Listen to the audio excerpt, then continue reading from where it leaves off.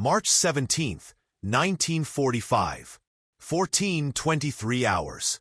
Eastern Prussia, 3 kilometers south of Königsberg. The IS-2 heavy tank sat motionless in a crater of its own making, smoke curling from its engine deck like breath in the frozen air. Its pike nose, that distinctive sloped armor meeting at a sharp angle, was scorched black from direct hits. 4 75mm shells had struck it in the last 6 minutes. For impacts that should have turned the crew inside into red mist and twisted metal. But the beast was still breathing. Hauptmann Friedrich Weber pressed his face against the cold rubber of his binoculars, watching from the tree line 800 meters away. His hands trembled, though not from the cold. He'd been fighting since Kursk. He'd seen Tigers reduced to burning coffins. He'd watched Panthers brew up from a single hit to their turret rings. But this Soviet monster, this ISF Stalin tank, had taken punishment that would have vaporized any tank in the Wehrmacht arsenal. Her Hauptmann. His gunner's voice crackled through the radio. Permission to fire again? Weber didn't answer immediately. His Panzer IV was hull down behind a collapsed barn, its long-barreled 75mm already loaded. 3 other German tanks were positioned in a semicircle around the Soviet heavy, each one with clear firing lines. They'd been hammering this single IS-2 for nearly 20 minutes. 20 minutes. The math didn't make sense. The physics didn't make sense. Weber had personally witnessed 2 direct hits on that pike nose. Both shells had sparked off like matches struck on stone. Another had caught the turret cheek. The 4th had penetrated the track, finally immobilizing the beast. But the gun was still traversing. The turret was still moving. Inside the IS-2, Junior Lieutenant Dmitry Kovtun tasted copper and concrete dust. His ears rang from the last impact. A hit so violent it had knocked him off his commander's seat and cracked 2 teeth against the turret race ring. Blood filled his mouth. His vision swam with dark spots. "Status," he crowed, pulling himself upright. "Left track is gone," his driver, Sergeant Volkov, reported. His voice was steady, but his hands shook on the controls that no longer controlled anything. "We're not moving, Comrade Lieutenant." Kovtun wiped blood from his lips and pressed his eye to the periscope. The German tanks were still there, gray shapes in the white snow waiting. Patient. 4 of them now. Maybe 5. His vision kept doubling. "Load. Report." Private Kushner was already ramming another 122mm shell into the breach, a high-explosive round that weighed as much as a small child. "Loaded. 6 rounds remaining." 6 rounds. 40 tons of Soviet steel. A crew of 4 men. No mobility. Surrounded. The Germans had them. Except they didn't. Kovtun's gunner, Corporal Petrov, was already tracking the nearest Panzer IV. His hand rested on the firing lever with the patience of a man who'd done this dance before. Target acquired. Range 600 meters. Waiting for orders. Weber watched the Soviet turret complete its traverse. The massive 122mm gun barrel swung with mechanical precision, smooth as a compass needle finding north. It was pointing directly at his position. His throat went dry. "Reverse! All tanks reverse now." The IS-2's gun fired. The world became light and thunder. The 122mm high-explosive shell covered 600 meters in less than a second. A projectile that weighed 25 kilograms, moving faster than sound itself. It struck the front of Weber's Panzer IV just below the turret ring. There was no penetration. There didn't need to be. The kinetic energy alone sheared every weld on the turret mounting. The entire fighting compartment, turret, gun, and crew, separated from the hull in a single catastrophic failure. It flipped once in the air, a complete rotation, before crashing into the snow 15 meters away. Weber never felt it. The concussion killed him before his body understood it was dead. Kovtun didn't wait to see the result. Next target. Gunner, traverse right. 800 meters. I see him. The second German tank was already moving, its commander screaming orders that would never matter. Petrov tracked it smoothly, leading the target, compensating for the cant of their immobilized hull. His thumb tightened on the lever. Fire! Another thunderclap. Another streak of smoke through the frozen air. The Germans had brought 4 tanks to kill one immobilized Soviet heavy. In 90 seconds, there were 2 left, and the IS-2 was just getting started. The third German tank commander didn't wait to become a statistic. Oberleutnant Klaus Brenner had watched 2 of his company's panzers die in less time than it took to smoke a cigarette. His own tank, a Panzer IV H with additional armor plates welded to the glacis, was already reversing at full throttle when the IS-2's turret began its next traverse. Smoke! Deploy smoke now! His gunner released the smoke dischargers. Gray-white clouds erupted from the launchers mounted on the turret's sides, but the wind was wrong. The smoke drifted laterally, providing cover for nothing but empty snow. Brenner made a decision that would save his life. Driver, hard left. Into the forest. Don't stop for anything. The Panzer IV lurched sideways, tracks chewing frozen earth, and crashed through the tree line doing 30 kilometers per hour. Branches scraped against armor like fingernails on a chalkboard. The intercom filled with cursing. But they were moving. They were alive. Behind them, the 4th German tank wasn't as fortunate or as wise. Lieutenant Hans Dietrich had been in the army for 11 months. He'd seen combat for 3 weeks. His tank was a replacement vehicle, pressed into service after the original crew had died near Warsaw. The gun sight was misaligned. The radio crackled with interference. The heating system didn't work, and his loader had frostbite on 3 fingers. None of that mattered now. Fire! Fire everything we have! His gunner pulled the trigger. The 75 millimeters barked once, twice, 3 times in rapid succession. A violation of every manual, every doctrine, every lesson about accuracy over volume. The shots went wide, struck snow, sparked off the IS-2's turret armor with the effectiveness of thrown rocks. Kovtun watched the muzzle flashes through his periscope. His head still throbbed. Blood still leaked from his mouth. But his voice was calm. Petrov, kill him. With pleasure, comrade lieutenant. The 122 millimeters spoke its final word in the conversation. The shell hit the German tank just below the driver's vision port, the weakest point on any Panzer IV's frontal armor.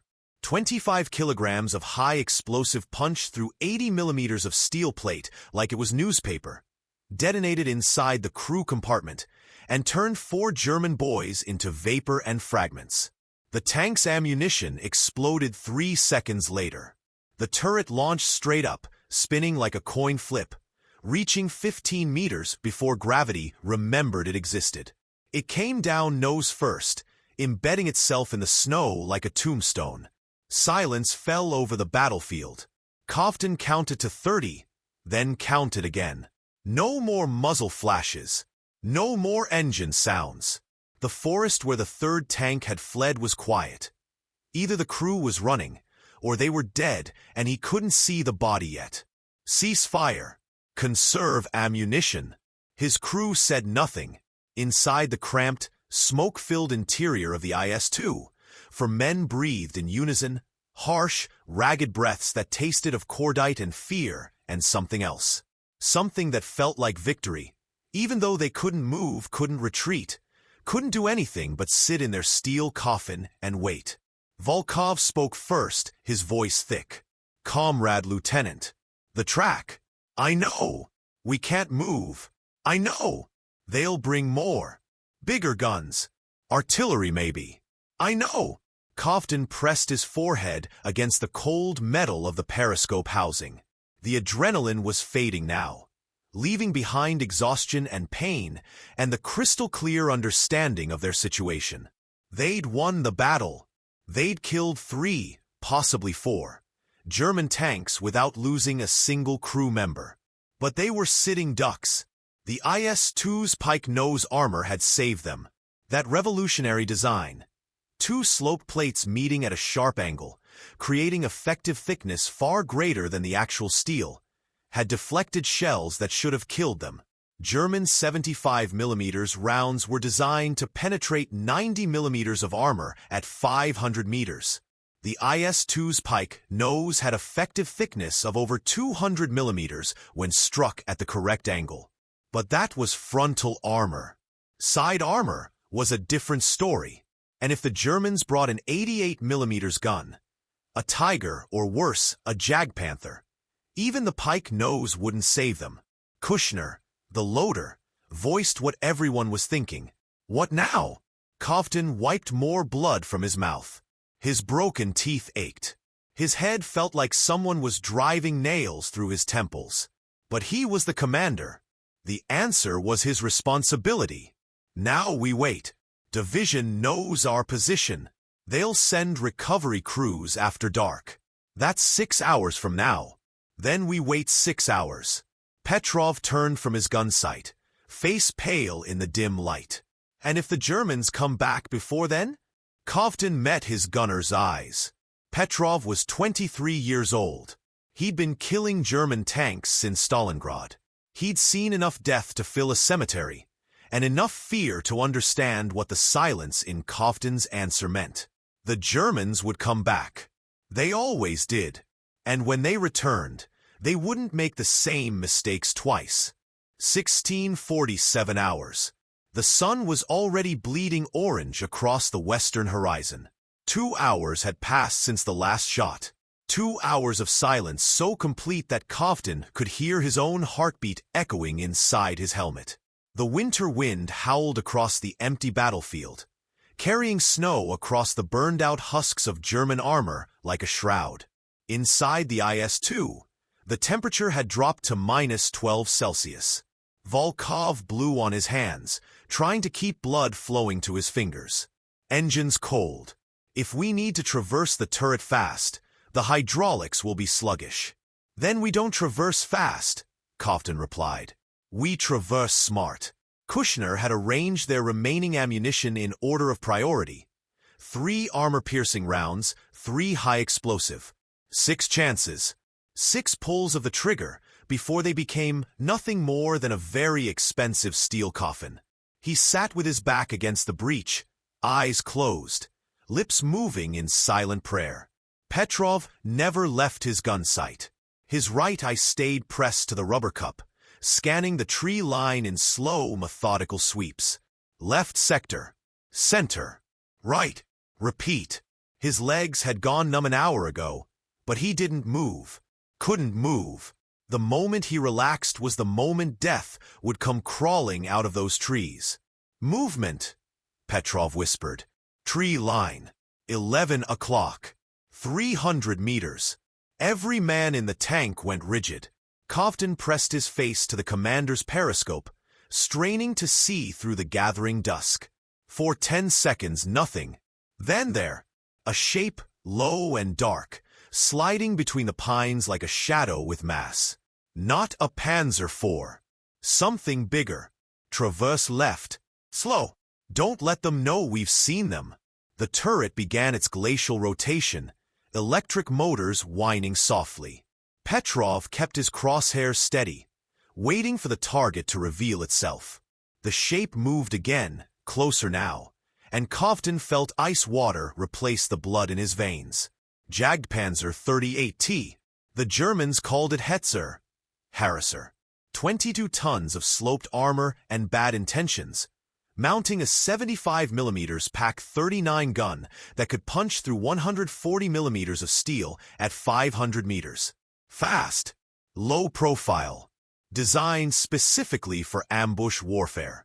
And it was hunting them. Range 270. Petrov breathed. Still in the trees. I don't have a clean shot. Hold fire. Let him come to us. Volkov's voice cracked. Comrade Lieutenant, if that's a Hetzer, I know what it is. Our side armor. I know. The Hetzer crept forward, using the trees for cover, angling for a flanking position. Cobden could see the tactic unfolding like a chess problem. The German commander knew the IS-2 was immobilized, knew they couldn't rotate the hull, knew that if he could get perpendicular to their position, he could put a 75 mm round through their side armor like tissue paper. Smart, patient, professional, everything the previous German crews hadn't been. Petrov, when he clears the tree line, you'll have maybe 2 seconds before he fires. The Hetzer's frontal armor is 60 mm at 60 degrees. Effective thickness around 120 mm. Our AP round will go through. If you hit the glacis, dead center, first shot, and if I miss? Cobden didn't answer. They both knew. The Hetzer paused at the forest edge, its commander taking time to assess, to plan, to ensure the kill. Cobden could imagine the German crew, cold, professional, checking ranges, loading their gun, preparing to avenge their dead comrades with mechanical efficiency. The tank destroyer nosed forward, tracks crunching snow. 200 meters. Steady, Cobden whispered. 180. The Hetzer's gun began to traverse, the long barrel swinging toward them with predatory patience. 160. He's going to fire, Volkov said, his voice hollow. Petrov, I see him. 140. The Hetzer stopped. The gun stopped moving. Cobden could see the muzzle now. A black hole pointed at their side armor, and he knew with absolute certainty that the German gunner had them in his sights. Finger on the trigger, one breath away from ending this. Fire! Both guns spoke simultaneously. The universe held its breath. The Hetzer's 75 mm shell crossed 140 meters in 0.17 seconds, traveling at 792 meters per second. It struck the IS-2's side armor at a slight angle. Not perfect perpendicular, but close enough. The 60 mm plate might as well have been cardboard. The shell punched through, but the angle was wrong, the trajectory imperfect. Instead of detonating inside the crew compartment, it sparked off the interior gun breech, ricocheted upward, and punched out through the engine deck in a shower of sparks and shrapnel. The engine bay erupted in flames, but the crew was alive. The IS-2's 122 mm armor-piercing round covered the same distance in the same fraction of a second. 25 kilograms of hardened steel and explosive filler, moving at 795 meters per second. It hit the Hetzer exactly where Petrov had aimed, dead center of the frontal glacis. The German tank's sloped armor fought back. For a microsecond, physics and metallurgy waged war at the molecular level. Then the AP round won. It punched through 60 millimeters of steel plate, through the fighting compartment, through the ammunition storage, and out the back of the vehicle. The Hetzer's ammunition detonated. The explosion was orange and white and impossibly loud. The tank destroyer lifted off the ground, breaking in half at the crew compartment. The front section, driver, transmission gun, flipped forward and slammed down nose first. The rear section simply disintegrated. There were no survivors. Inside the IS-2, smoke and flames filled the engine compartment. Cobden could feel heat radiating through the firewall, could smell burning oil and rubber and paint. Fire! Extinguish the fire! He shouted, but Volkov was already activating the suppression system. Chemical foam sprayed into the engine bay, smothering the flames in seconds. The fire died. The smoke remained. Petrov was laughing, high, hysterical sounds that bordered on sobs. Kushner had vomited in his lap. Volkov sat frozen at his controls, hands still gripping the useless steering levers. Cobden's hands wouldn't stop shaking. They'd survived. Again. But the engine was dead now. The track was destroyed. They had 5 rounds left. And somewhere out there in the gathering darkness, more Germans were coming. They had to be. 18-23 hours. Full darkness. The temperature inside the IS-2 IS-2 had plummeted to -18°C. Without the engine running, there was no heat. The metal walls leached warmth from their bodies like vampires drinking blood. Cofton could no longer feel his toes. His fingers had gone white at the tips. Kushner wrapped himself in a wool blanket scavenged from the ammunition locker. But it wasn't enough. His teeth chattered so hard he had to clench his jaw to stop the sound. Petrov had abandoned his gun sight. He couldn't see anything in the darkness anyway, and huddled next to the breach, trying to share body heat with Volkov. Only Cofton remained at his post. I pressed to the periscope, staring into a world of shadows and snow. He couldn't see the burning Hetzer anymore. The flames had died an hour ago, leaving only a dark smudge against darker landscape. The 3 Panzer IVs they destroyed earlier were invisible now. Anonymous shapes buried under wind-swept snow.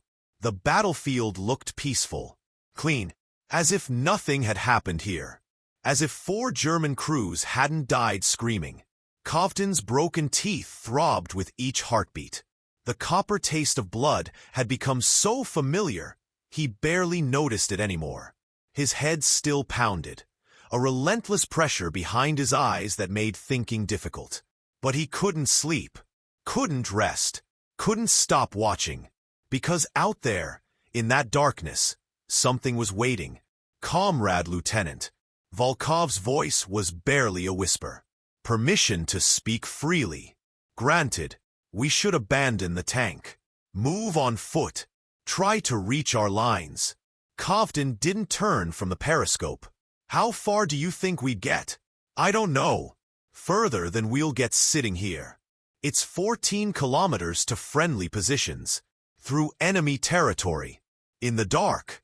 In the snow. Without weapons heavier than our sidearms. Better than freezing to death in this coffin." "Is it?" Now Cofton did turn, his eyes finding Volkov's in the darkness. "You think the Germans aren't watching? Waiting for exactly that? The moment we open this hatch, the moment we show ourselves, we're dead. We might be dead anyway. Might is better than certainly." Silence fell again. Petrov spoke next, his voice thin and distant. "My sister lives in Minsk. Had a baby last year. Little girl. I've never seen her. Never held her. I was going to request leave after the spring offensive." He laughed, a sound like breaking glass. "Stupid, right? Planning for after." Kushner pulled the blanket tighter. "My father is a schoolteacher. Before the war, he taught mathematics. Used to tell me that every problem has a solution, you just have to find the right equation." His breath came out in white clouds. "What's the equation for this, Comrade Lieutenant? For men, 1 dead tank, no ammunition worth mentioning.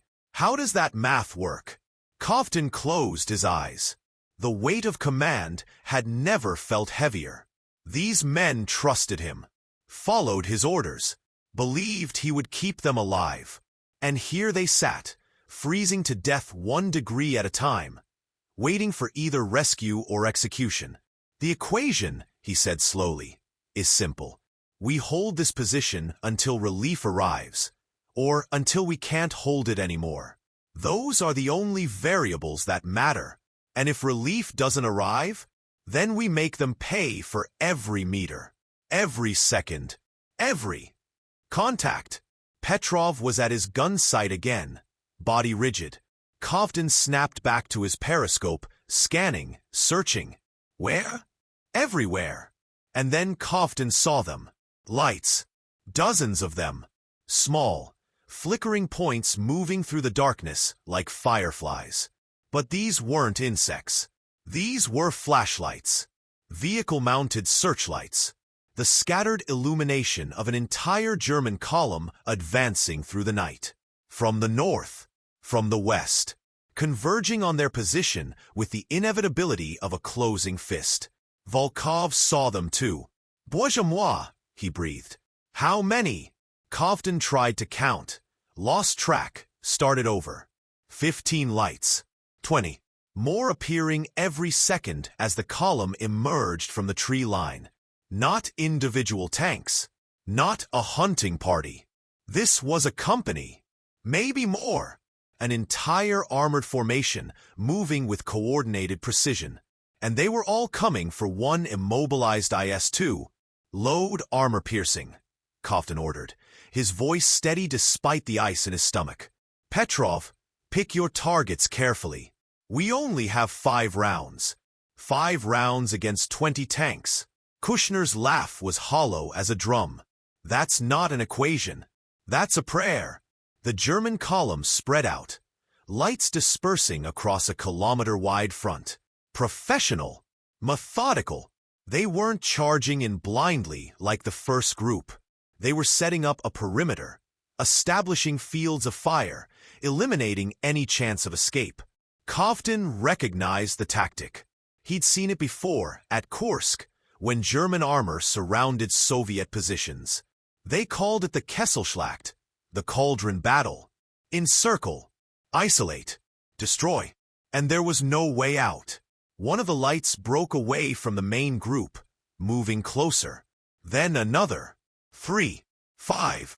Individual tanks advancing in a loose formation, using the darkness as cover, approaching from multiple angles to split the IS-2's defensive fire.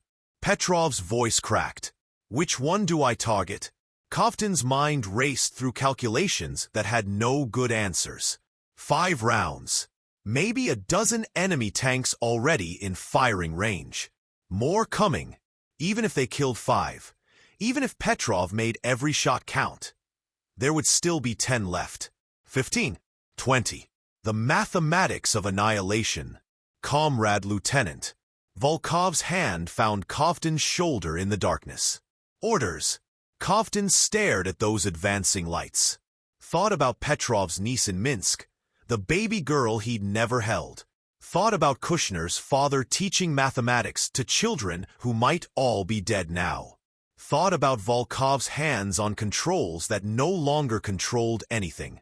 Thought about his own mother, waiting in Leningrad for a letter that would never come. "We fight," he said quietly. "We fight until we can't fight anymore.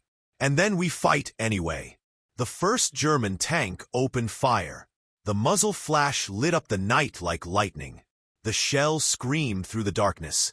And Koftin had just enough time to think. This is how it ends. The shell missed. Not by much, maybe half a meter. But in tank warfare, half a meter was the difference between life and death. The round sparked off the frozen ground 3 feet from the IS-2's hull, ricocheted upward at a wild angle, and disappeared into the night sky trailing orange sparks. Koftin didn't waste time being grateful. Petrov, the one that fired. Now! But Petrov was already squeezing the trigger. The 122mm cannon roared, the recoil rocking the entire tank on its suspension. Through his periscope, Koftin saw the flash illuminate a Panzer IV. Just for an instant, frozen in stark relief like a photograph. Then the shell hit. The German tank erupted. Not burned, not brewed up. Erupted. The turrets separated from the hull in a fountain of white-hot metal and human remains.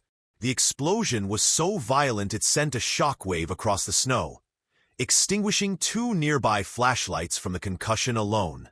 "Target destroyed," Petrov shouted, already traversing to the next threat. "Loading!" Kushner rammed another AP round home, his frozen fingers working on muscle memory and desperation. "Loaded!" 3 more German tanks fired simultaneously. The world became noise and light. One shell hit the pike nose dead center. Koftin felt the impact like a punch to his chest, but the sloped armor did its job. The round deflected upward, screaming off into the darkness. The second shell struck their dead left track, exploding uselessly against metal already destroyed. The third missed entirely, slamming into the crater beneath them and throwing up a geyser of frozen earth. The IS-2 shuddered but held. "Return fire." Petrov, closest target. "I see 3. Which one?" Anyone? Just shoot. The cannon fired again. This time Cofton saw the entire sequence. The muzzle flash, the tracer streak cutting through darkness, the impact against sloped German armor. The shell punched through the frontal plate of a Panzer for like it was made of paper, and the tank simply came apart. No explosion. No fire. Just structural failure at the most fundamental level. 4 rounds left. More muzzle flashes erupted from the darkness. 5, 6, 7. The Germans had stopped being cautious. They were pouring fire into the IS-2's position, saturating the target area with high-explosive and armor-piercing rounds. Most missed. Some hit the ground around them. 2 more struck the pike nose and deflected. But the law of averages was hunting them now, and the law of averages never missed forever. A shell hit the turret from the side. Not a penetration, but close. The impact sounded like a church bell struck with a sledgehammer. Cofton's vision went white. His ears screamed. He tasted blood again, fresh and hot. "Status!" he shouted, though he could barely hear his own voice. "Turret mechanism damaged." Volkov yelled back. "Traverse is sluggish." "How sluggish?" 30 seconds for a 90-degree rotation. Maybe more. 30 seconds. In tank combat, 30 seconds was eternity. The Germans could fire 3 times, 4 times, relocate, and fire again while the IS-2's turret struggled through a single rotation. They were running out of time. Another shell hit. This one caught the engine deck, already damaged from the Hetzer engagement. Metal screamed. Something inside the dead engine compartment tore loose and rattled around like dice in a cup. "Petrov! Target! I'm trying!" The traverse!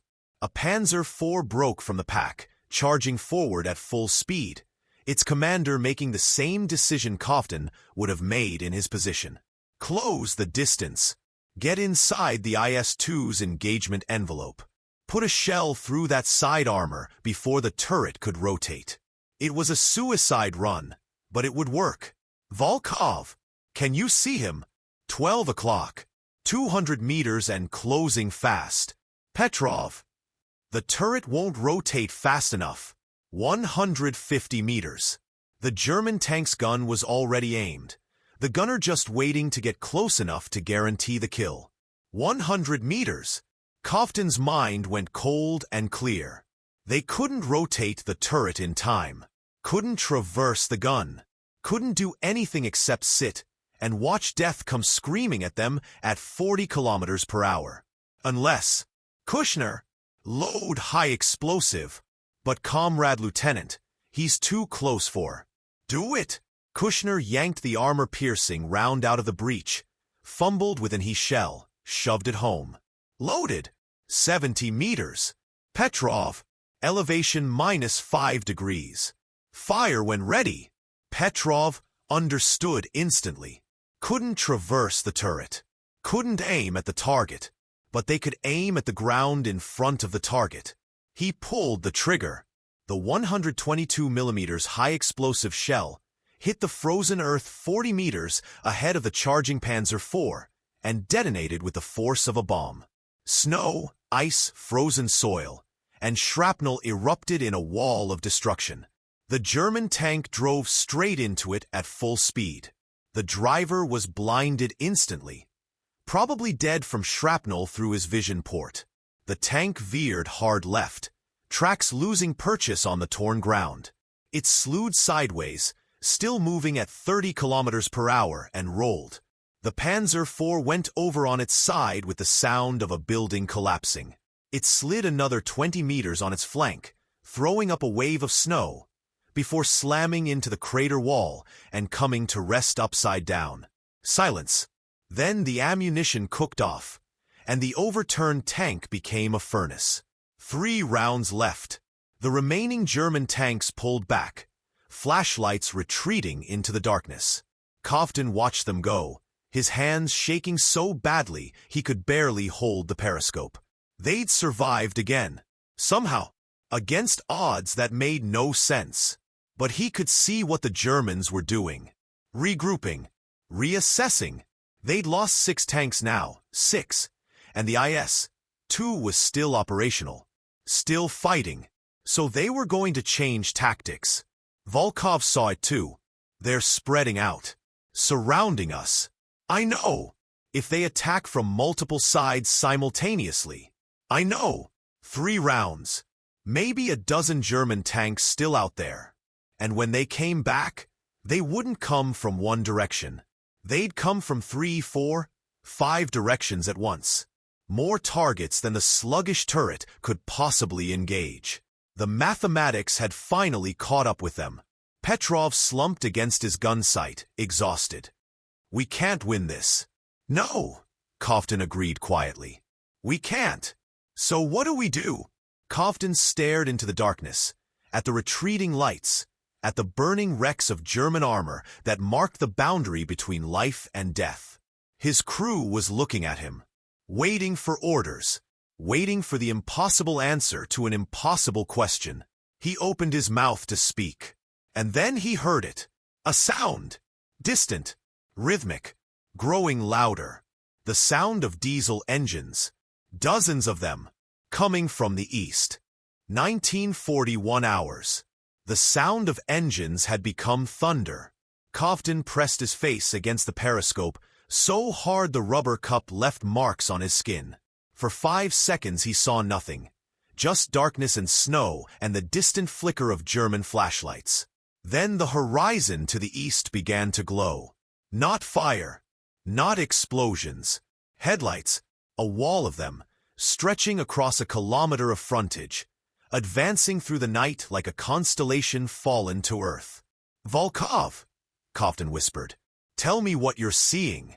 The driver had his face pressed to his own vision block, his breath fogging the glass. I see. Bouge moi. I see everything. T-34s. At least a company. Maybe 2. And behind them, his voice cracked. IS-2s. Our brothers. They came. Petrov started laughing. Real laughter this time. Not hysteria. They came for us. They actually came. The German flashlights were moving now, swinging away from the immobilized IS-2, redirecting toward the new threat. Kovtun could imagine the panic in those German crews. The radio chatter, the shouted orders, the sudden realization that the hunters had become the hunted.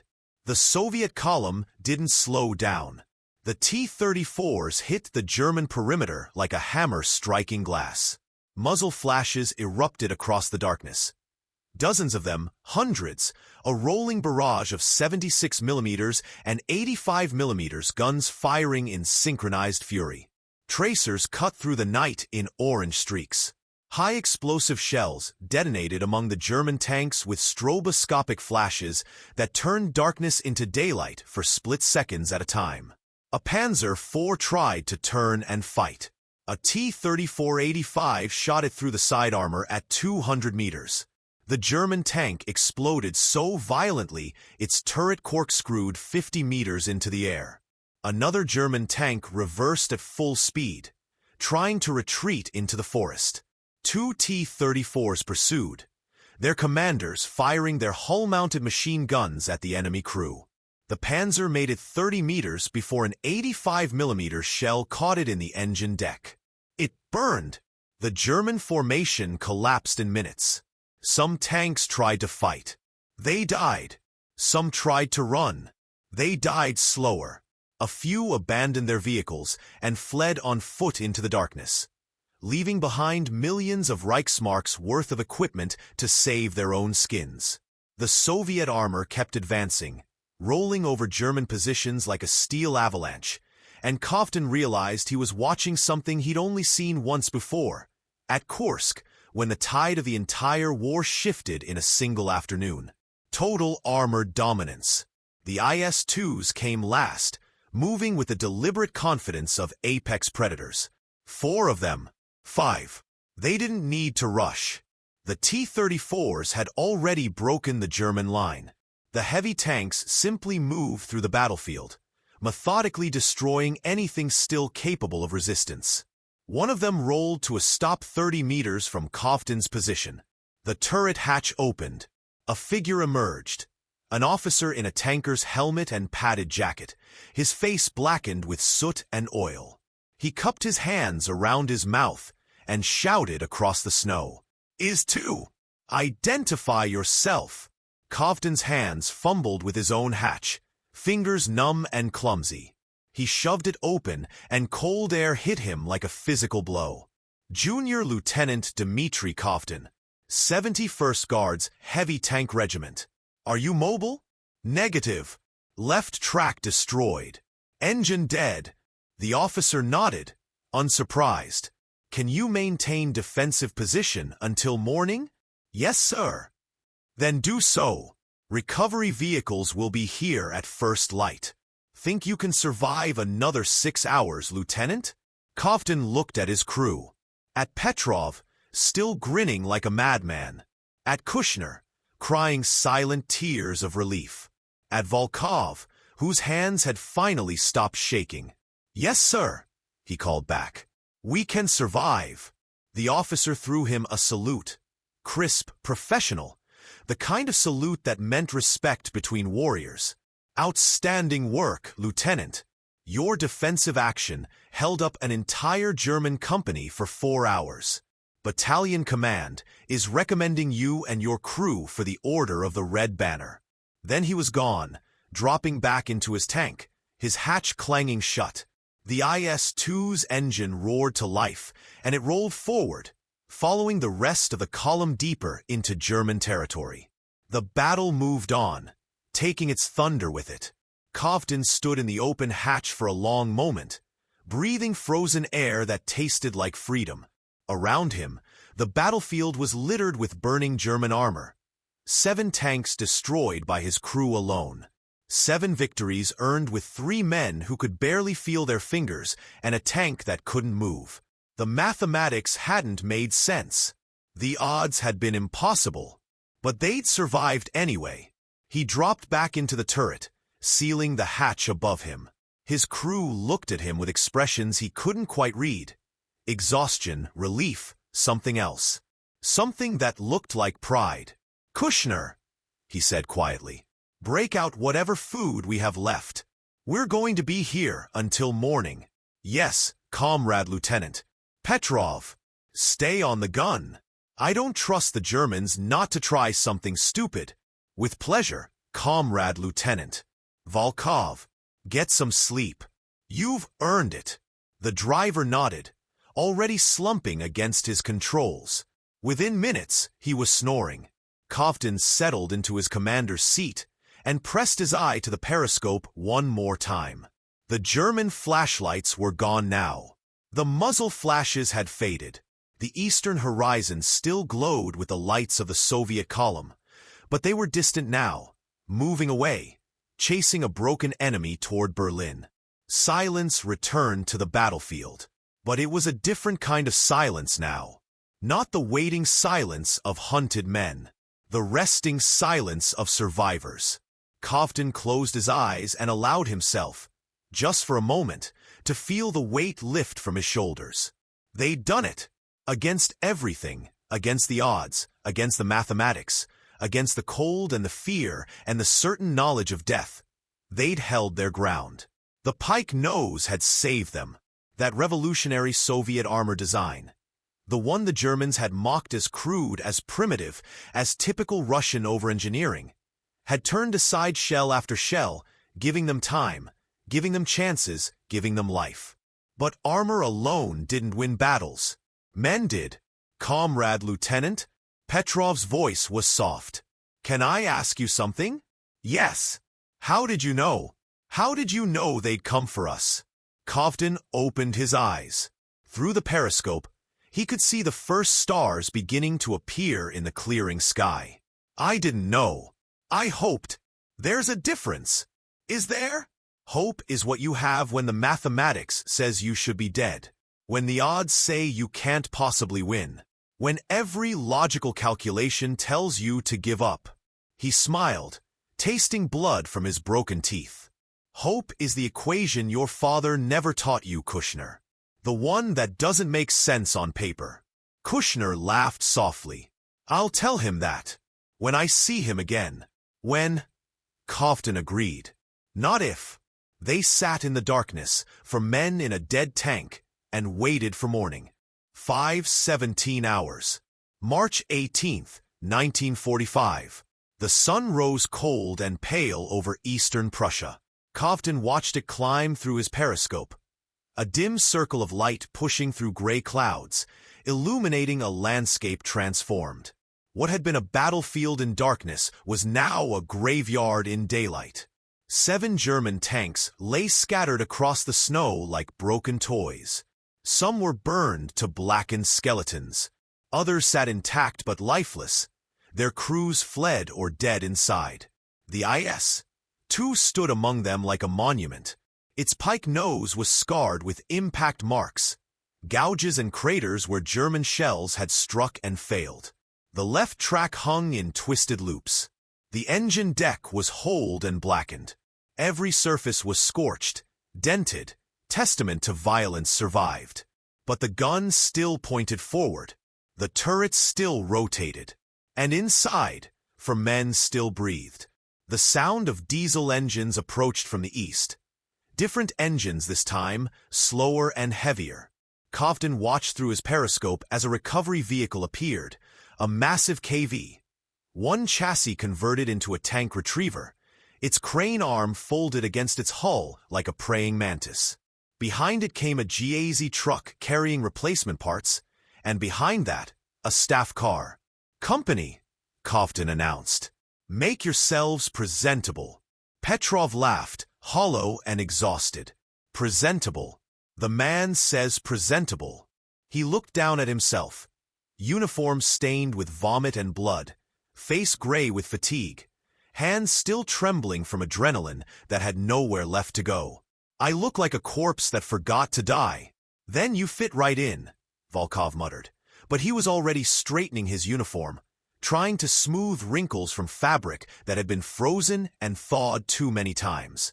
Kovtun climbed out first, legs nearly buckling when his boots hit the ground. He'd been sitting for 16 hours. His muscles had forgotten how to work. He caught himself on the turret, waiting for blood flow to return, for feeling to come back to his legs. The staff car stopped 30 meters away. An officer emerged, a major, his uniform crisp despite the cold, his face hard and weathered like carved wood. He walked toward the IS-2 with the measured pace of a man conducting an inspection, his eyes taking in every detail. He stopped at the pike nose, running his gloved hand over the impact craters. 7 hits on the frontal armor, he said quietly. Any penetrations? No, sir, Kovtun replied. The side armor took 1 hit from a Hetzer, penetrated, but failed to detonate properly. Destroyed the engine. The major nodded, moved to examine the dead track. And you held this position for how long? 4 hours, sir. From approximately 1430 to 1830 hours. Against? Initially 4 Panzer IVs. Then a Jagdpanzer 38. Then approximately 15 to 20 additional tanks before reinforcements arrived. The major stopped walking. He turned to face Kovtun directly, and for the first time, something like emotion crossed his face. You killed 7 enemy tanks while immobilized. Yes, sir. With a damaged turret traverse. Yes, sir. And 4 men. Yes, sir. The major was silent for a long moment. Then he did something Kovtun had never seen a senior officer do.